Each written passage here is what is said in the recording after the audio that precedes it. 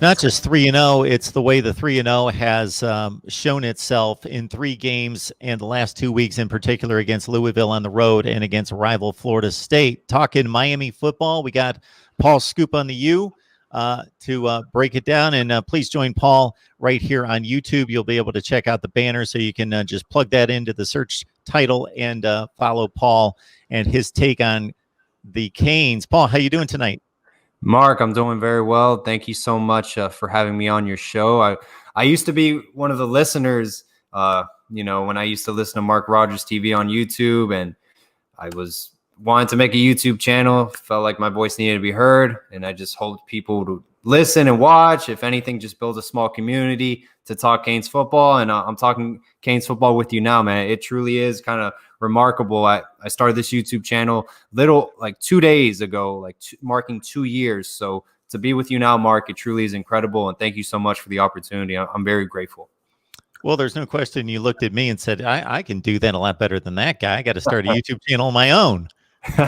Nah, you built literally, I mean, the dynasty you had, 26,000 subscribers, Mark. I mean, it truly is incredible. And, hopefully in the long run, the sky's the limit for you. So best of luck moving forward, Mark. I appreciate that, Paul. And the sky seems to be the limit for De'Ara King in this offense once you get a play caller like Rhett Lashley married together with it, because we basically can take the same talent, from last season, but give it the right guy that's calling the plays, give it the right guy that's pulling the trigger from behind center, and it's a completely different deal. And certainly they've not played a great defense, but they have taken teams that even what would have been wins over the last few years against the likes of maybe not against Louisville, but against a struggling Florida State program, but they would have been gutting out wins by a touchdown or 10 points where they are just putting down the throttle and not letting up, Paul.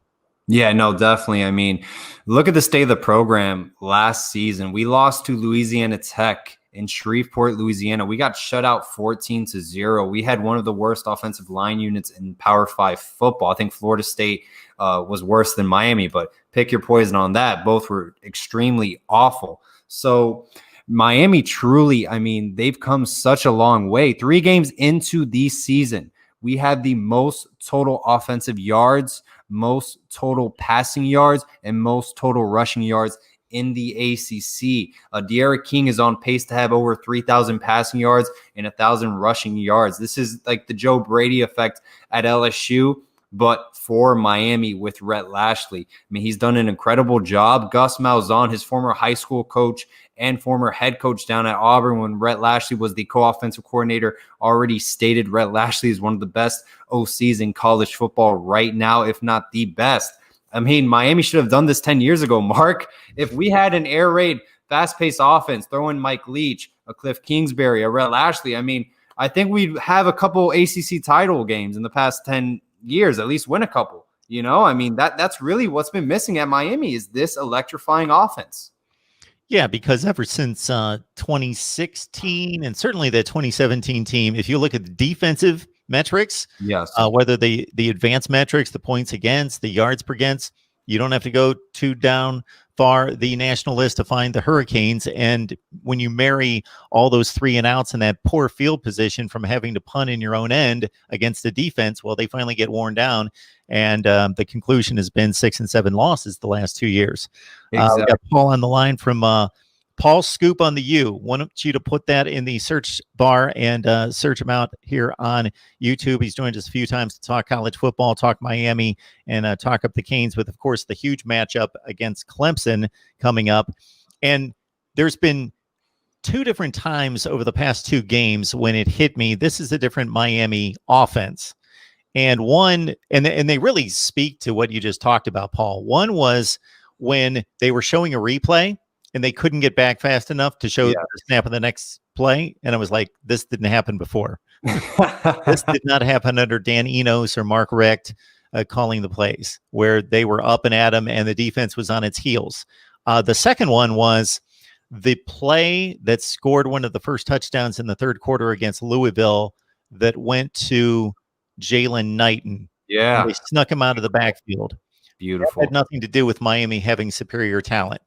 Yeah. Anybody that can throw a ball 8 yards and then catch it in the breadbasket and turn around and run could execute that. That was all about setting them up, play after play, showing them different looks, showing them, and then doing something off of that that Yeah. completely duped the defense that was play calling. Regarding that play, I think there were no safeties in the backfield. So Rhett Lashley was like, hey, we're going to set this up, and it's going to be a 6 every single time. Brevin Jordan was actually stated after that game, he's like, there were formations throughout that game where we knew we were going to score just from the look the defense was going to give us. So credit to the mind of Rhett Lashley. And speaking like Clemson, you have the highest paid and best defensive coordinator in Brett Venables going against the up-and-coming Broyles Award finalist with Rhett Lashley, who, if I'm an AD, if I'm an NFL GM, I am looking at that game. Come October 10th, Miami versus Clemson. It is going to be a bloodbath, okay? David versus Goliath in the sense, but David has a ton of history and is a blue blood in college football. Man, a lot of implications going on in that game, man. I'm ecstatic, Mark. October 10th can't get here any sooner. Certainly, most of the upsets that we see in college football are not necessarily.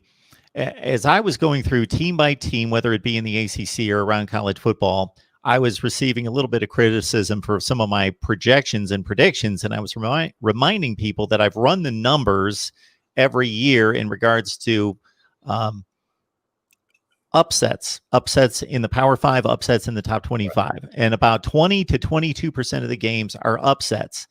Number one. So if you look at any board for that particular Saturday, you better pick out of those 20 to 22 games in the top 25, about 4 to 5 upsets, because they're going to happen. We just saw LSU fall at home as a 16-point favorite against Mississippi State last week. Yep. And the reason I liked in the offseason the U's possibilities of pulling this off was, number one, even though they haven't accomplished anything close to what Clemson's been over the last 5 years, athletically, there's not a lot of difference between the two teams if you're just matching sheer athleticism and speed. Number two, go back to the prototype of being the 2008 Super Bowl. Tom Brady, the team that almost went undefeated, just annihilated everyone until they hit a pass rush that would disrupt the passing game, have Brady on his back the whole time against the Giants in the Super Bowl, and they pull off the monumental upset.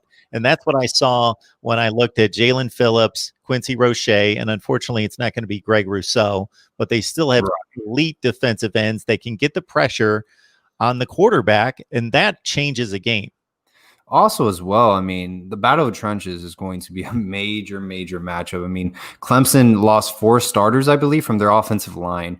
Miami did lose Gregory Rousseau, but it's kind of rebuild and reload. I mean, literally, they're reloading at defensive end. Like you mentioned, Quincy Roche and Jalen Phillips, and then you have Javari Harvey as well. I mean, Miami is stacked at defensive end.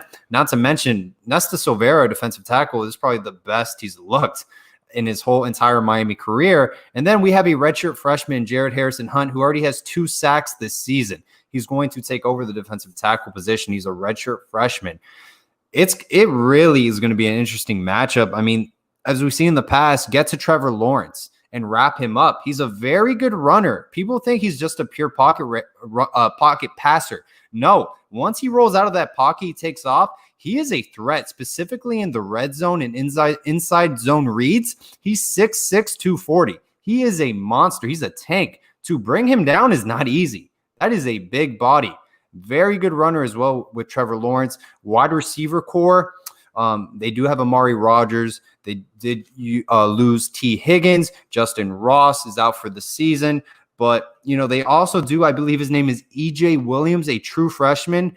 Look out for him, 5-star recruit. And, of course, Frank Latson, who went to Southdade Senior High School in Homestead, Florida. That is where DJ Ivy went to school as well. It'd be interesting to see if they match up throughout the game. So this is going to be a very interesting game, Mark. I think it's going to come down to the battle of the trenches. And can Miami put pressure on Trevor Lawrence? And I think they can.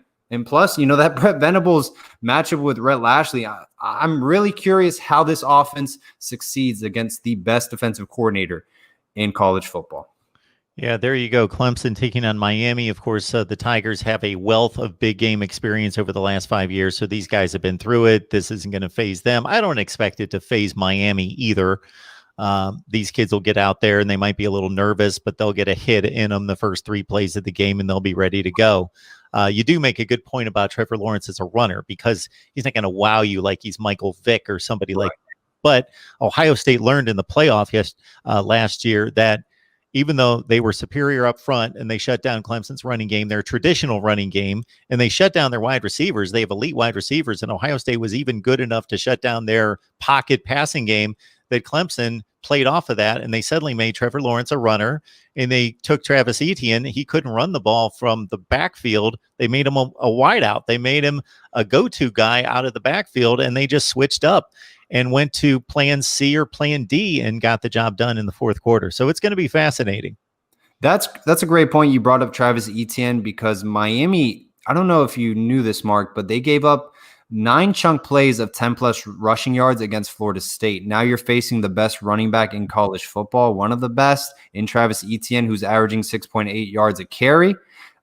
Running back, this is going to be a great running back matchup as well with Cam Harris on Miami's side, 38 attempts, 311 yards, averaging 8.2 yards per carry, 5 TDs. So look out for Travis Etienne and how Miami matches up against him. You know, we cannot allow chunk plays. That's what has been hurting Miami throughout the first 3 games, is allowing a lot of chunk plays. And then Cam Harris against this Clemson defense as well. And our 3-headed horse following with Don Chaney and Jalen Knighton, who probably are the future of the ACC, in my opinion.